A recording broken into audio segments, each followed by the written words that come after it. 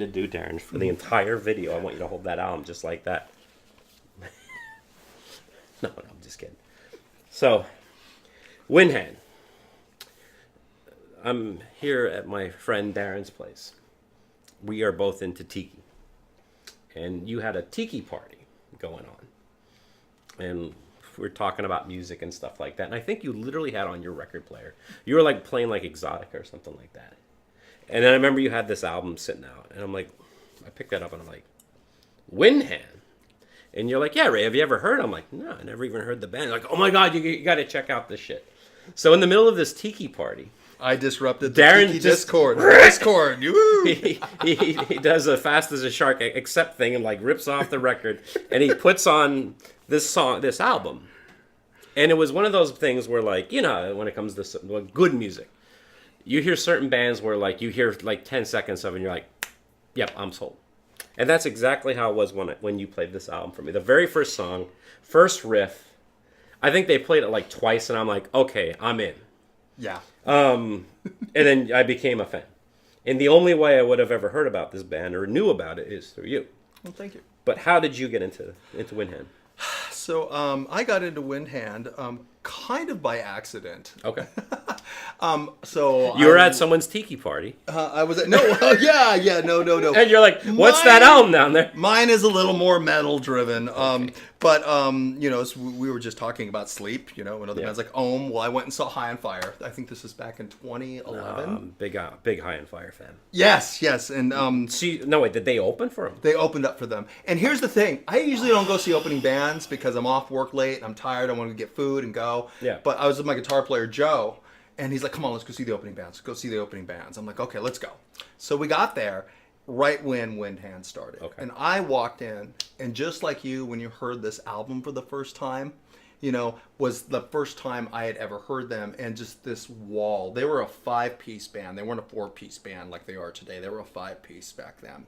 Wow. And it was just this wall of doom, sludge, stoner, just fuzz. And it was just amazing, you know. And then when Dorothea Cottrell's voice, her voice just came on, it was haunting. It was chanting, and it was subduing. The thing that I really love about her singing is exactly all the adjectives that you described. Exactly. You know, you have this like, would you say is this stoner rock or doom metal or both or? You know what I love about Windhand, is you can't really put them into a category. Yeah, and I think the main reason why is because of her vocals. Yeah. Because there are female vocalists in some of the death metal and the dark metal where it's like you know, this real like crazy shit. No, she's singing. Exactly. And it's just, I think the word you just said is haunting. I think it's haunting, but also it you know what the first thing that came to mind for me? What's that? Was Old Jefferson Airplane and Grace. You're right. Grace Slick. Totally. That is the first thing that came to mind. Was kind of a more, well, I always thought Jefferson Airplane was pretty psychedelic. I think they're very psychedelic in a lot of terms, in trance. And I just really kind of went straight to Jefferson Airplane, but like this Black Sabbath, slow driving Jefferson Airplane style. And I'm like, I'm in love. This band I connect with. This is a band I can relate with. Imagine if Black Sabbath had a baby with Jefferson Airplane.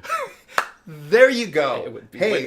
Blessed Black Wings was kind of, by High on Fire was kind of almost, it was Slayer meets the Velvet Underground. That was how they were calling that album. Okay. So it doesn't surprise me when you say that. No, but I love this album and it stands out. It's beautiful. It's gorgeous. The riffs are very, very straightforward as a guitar player. I mean, like I could probably figure out how to play all these songs in like one sitting. They're not very complicated, but they don't need to be. No. It's all about creating this mood.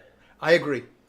And I'll be honest with you, there's a lot of the some of the more technical metal, it just kind of it loses me. Mm-hmm. Because you're trying to be too crazy. You're trying to put too much in. But this album, I mean, you kind of have to like set some time away from it. Yeah. Because it like the songs they'll kind of get under your skin after a while, and they'll just chug along, and they'll do like one riff, but then they'll just kind of change it slightly. And they'll change it to a different chord, but it'll all kind of still be the same thing. But what's amazing about this band is technically they are all phenomenal musicians. Yeah. When you get into the guitar solo work, when you really kind of get into the vocals and what's going on and everything, they are just phenomenal, Yeah. and they're really good at their craft, and they do Absolutely. it. And I've seen them in so many different settings, and this album right here, I think, is probably my favorite album.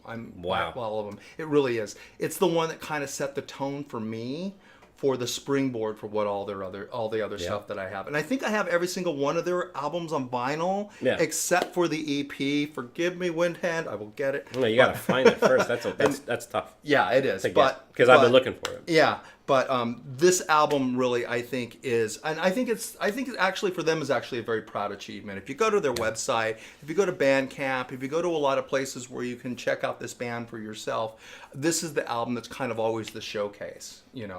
We're like the QVC channel for metal. Exactly. Hey, there's nothing wrong with that. I wish we could have some. We're having a special today on Windhand Records. If you dial now, it would be great. Stoners calling it. Hey man, that album is just so. What's the album called? It's the purple one, but like all their albums are purple. Exactly. What's that metal band when there's the chick singing? Oh, you mean Windhand? Oh, yeah. Yeah, and another thing I like about Windhand is they're very kind of true to their school. Yeah.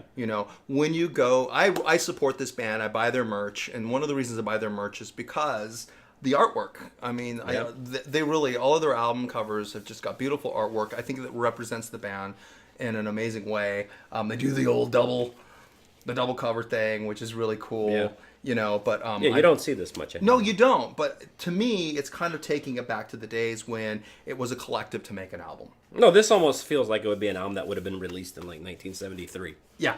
Master of Reality just got released, and then like, hey, a couple years later, this one came out. I agree. I totally agree. I don't want to say that they have a 70s sound.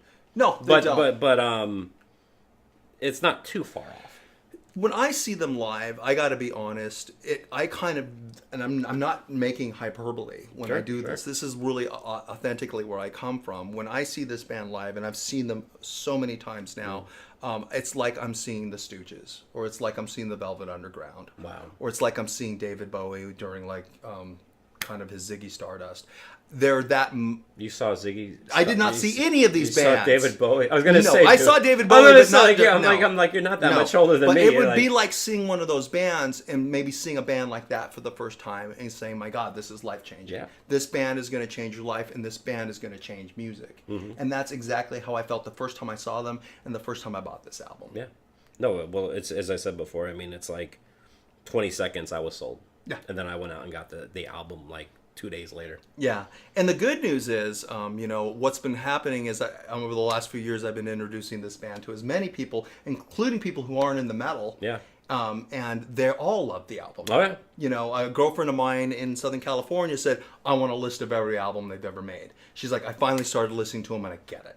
Yes. And she has good taste in music, so it was a big compliment. Yeah, so. Absolutely. Well, thank you for introducing this album to me. You're very, very welcome. Yeah.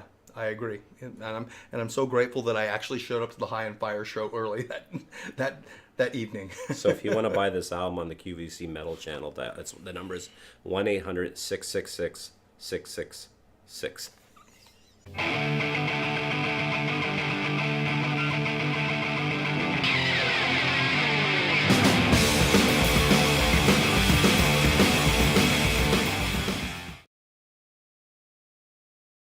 Hey gang, this is Ray, and I just want to say thank you very much for checking out my video. I hope you enjoyed it.